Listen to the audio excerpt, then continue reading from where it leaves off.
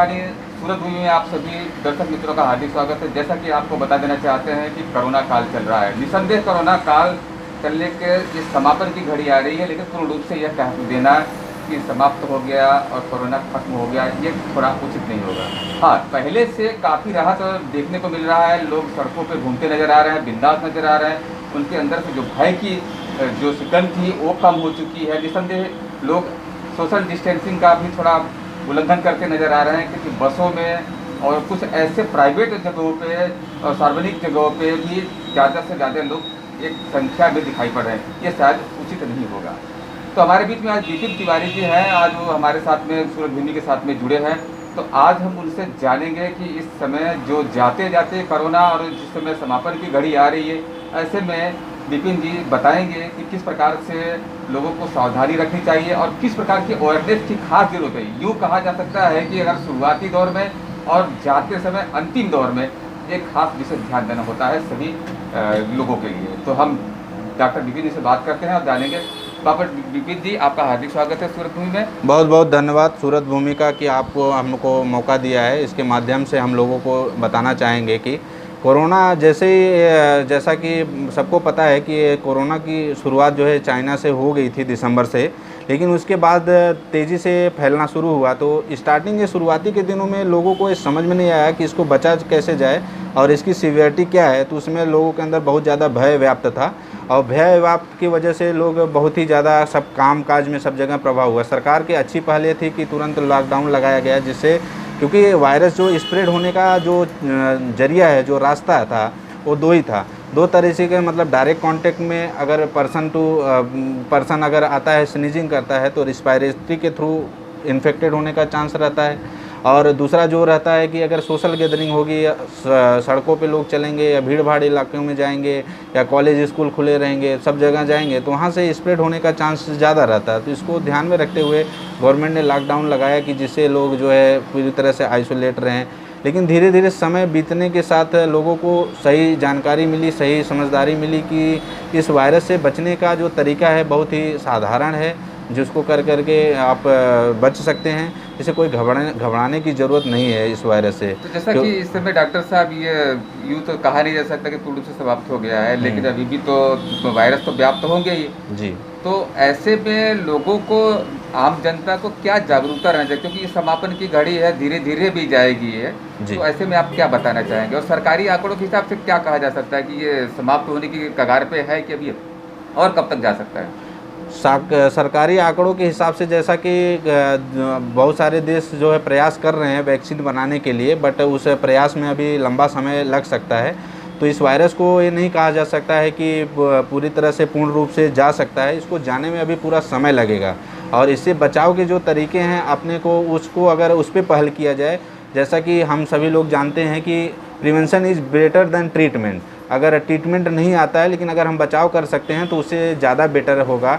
तो ये वायरस, जैसा कि आप लोग सभी जानते हैं कि वायरस से बचने के लिए अपने को सिंपली मास्क को वियर ही करके रहना है। कहीं भी सोशल डिस्टेंस, कहीं पे भी जाना है जहाँ पे क्राउड है, जहाँ पे पब्लिक प्लेस है, उस जगह पे 1 फीट की दूरी तो बना करके ही रखने की ज़रूरत है और कहीं सरफेस में प्राइवेट प्लेस में जाने की ज़रूरत नहीं है। ये सब चीज़ों का अगर पालन करके आप रहोगे तो धीरे धीरे करके आप इस वायरस से छुटकारा पा सकते हो। जैसा कि पहले भी आप में बहुत सारे ऐसे वायरस आए हैं, जैसे सार्स वायरस आया था और इबोला वायरस आए हुए थे। बहुत सारे ऐसे वायरस हैं, आज भी हैं, जिसकी डेथ रेट उस टाइम पे बहुत ही ज़्यादा था, लेकिन धीरे धीरे करके लोगों ने उसकी जानकारी और सही ट्रीटमेंट की वजह से उस चीज़ पे बचाव में कारगर हो गए थे। तो इससे कोई घबराने की ज़रूरत नहीं है, इससे कोई चिंता करने की ज़रूरत नहीं है। सही जानकारी अगर है तो उस चीज़ को इम्प्लीमेंट करके उससे बचा जा सकता है और धीरे धीरे करके फ्यूचर में ये वायरस से मुक्ति पा सकता है। हमारे सोसाइटी के अंदर जो भय व्याप्त है, धीरे धीरे करके ये सब ख़त्म हो जाएगा। मौजूदा स्थिति को देखते हुए क्या परिस्थिति है अभी और लोगों को क्या जागरूकता अन्य रखनी चाहिए अभी? लोगों को मैं जागरूक करना चाहूँगा कि ये बिल्कुल कदापि न समझे कि अभी कोरोना पूर्ण रूप से ख़त्म हो चुका है या कोरोना के से कोई प्रॉब्लम नहीं है। अभी कोरोना बहुत तेज़ी से स्प्रेड कर रहा है अंदर ही, क्योंकि अभी लोगों को जानकारी नहीं है और गलतियां ज़्यादा कर रहे हैं। अगर गलतियां ज़्यादा करेंगे, कहीं कोरोना अगर के इफ़ेक्ट में आएंगे तो उनको प्रॉब्लम हो सकती है। बट इससे बचने के जो तरीके हैं, अगर उसको अपनाया जाए तो उसके थ्रू आप पूरी तरह से काम कम कर सकते हैं, उसमें कोई दिक्कत वाली बात नहीं है।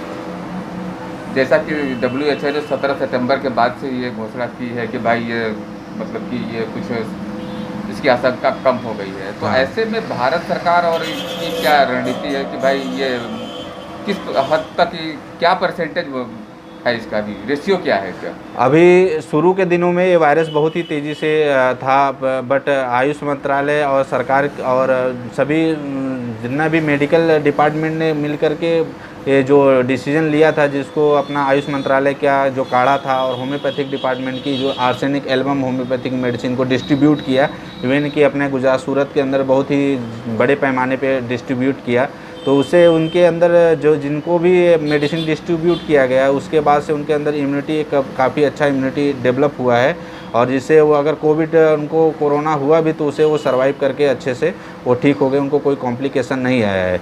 और मोर्टेलिटी रेट इसका अगर देखा जाए तो पहले शुरुआती दिनों में थोड़ा सा ज़्यादा था, लगभग 3% तक था, बट अभी वो धीरे धीरे कम होते जा रहा है और इस समय 2.5 हो गया है। और 85% लोगों को जो भी कोरोना हो रहा है लगभग उसमें से 85 लोग पूरी तरह से सेल्फ ट्रीटमेंट लेकर के घर पे रह करके वो पूरी तरह से स्वस्थ हो सकते हैं, स्वस्थ हो भी रहे हैं।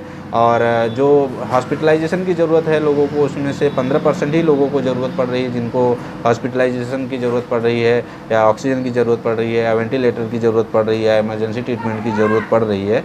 तो इस वायरस से कोई बहुत ज़्यादा डरने की ज़रूरत नहीं है, बचाव करके इससे वायरस से बचा जा सकता है। और सरकार की तरफ से जो पहल है, जो जानकारियाँ तो लोगों को दी जा रही है, उसका अनुपालन करें तो बचा जा सकता है। क्या कहा जा सकता है कब तक ये बीमारी के जो वायरस हैं और वातावरण में मौजूद रहेंगे और इससे कब तक जनता को निजात मिलेगा? देखो, इसके बारे में कुछ सही टाइम फिक्स बोलना मुमकिन नहीं है, नहीं कहा जा सकता है कितने टाइम के अंदर ये चला जाएगा। बट इतना ज़रूर कहा जा सकता है कि अगर सोशल डिस्टेंसिंग और सही जानकारी, मास्क पहन के, हैंड सैनिटाइज करके, 1 फीट की दूरी बना करके अगर रहा जाए, काम किया जाए, तो धीरे धीरे करके इस वायरस से छुटकारा पाया जा सकता है। बराबर। और इस वायरस का संपूर्ण कंप्लीट ट्रीटमेंट तभी कह सकते हैं जब तक वैक्सीन नहीं आ जाता है, और वैक्सीन आने के बाद भी ये पब्लिक को मिल पाना कितना समय लगेगा, इसके बारे में अभी थोड़ा समय ज़रूर लग सकता है। उसके लिए अपने को बचाव करके रहना है, prevention is better than treatment का स्लोगन रखना है, जिससे हम बचाव कर सकते हैं। मौजूदा स्थिति को देखते हुए क्या परिस्थिति अब की है वायरस को लेकर के? पहले से कम हुआ है या सामान्य है, या सरकारी आंकड़े क्या बता रहे हैं इस समय? सरकारी आंकड़ों के हिसाब से पहले शुरुआती दिनों में इस वायरस से लोगों को जानकारी नहीं थी, इक्विपमेंट नहीं थे, मेडिकल फैसिलिटी की थोड़ा सा थी, क्योंकि ये वायरस बहुत ही तेज़ी से स्प्रेड हुआ। बराबर ना, बहुत तेज़ी से स्प्रेड होने की वजह से नंबर ऑफ़ पेशेंट बहुत तेज़ी से बढ़े, सभी हॉस्पिटलों में पेशेंट फुल हो गए। यहाँ तक जानकारी मिली कि पेशेंट को रखने के लिए बहुत सारे हॉस्पिटल में जगह नहीं है, बहुत लावारिस पेशेंट इधर डेथ पाए गए। उसका मुख्य कारण ये था कि ये पेशेंट्स, इसका जो स्प्रेड था बहुत ही फास्ट था, बहुत ही तेज़ी से लोगों को इन्फेक्ट कर रहा था, और नंबर ऑफ़ पेशेंट की बहुत तेज़ी से बढ़ते गए। तो इस शुरुआती दिनों में लोगों को समझ में आने में थोड़ा सा देरी हो गई, समझ नहीं पाए कि आखिर इससे बचा कैसे जाए, आखिर हो क्या रहा है। लेकिन समय बीतने के साथ साथ लोगों के अंदर ये जानकारी व्याप्त हो गई है कि इसके वायरस से बचने के तरीके क्या है, उसको अपना करके बहुत ही साधारण तरीके से इस वायरस से हमको बच सकते हैं। और अगर इस जो भी तरीके हैं अगर उसको अपनाया जाए तो उसको आगे चल के इससे मुक्ति पा सकते हैं। अच्छा डॉक्टर साहब, ये बताइए, ऐसा वातावरण में इस समय वायरस की कमी हुई है, या लोगों के अंदर जागरूकता आई है, या कुछ मेडिसिन प्रोवाइड करवाई गई है या मेडिसिन का उपयोग कर रहे थे जिससे इस समय जो इन्फेक्टेड है, इन्फेक्शन थोड़ा कम हुआ है, तो इसका रीज़न क्या आप मानते हैं? इसका देखो, मुख्य जो रीज़न है, अभी वायरस कम नहीं हुआ है, बट जो पर्सन है, इन्फेक्टेड पर्सन ज़्यादा हुए हैं, उनके अंदर इम्यूनिटी डेवलप हुई है उसी वजह से। और दूसरी वजह ये थी कि जो भी इम्यूनो मॉड्यूलेटर चीज़ें हैं जो गवर्नमेंट ने प्रोत्साहन दिया है कि इस चीज़ों को प्रमोट किया जाए।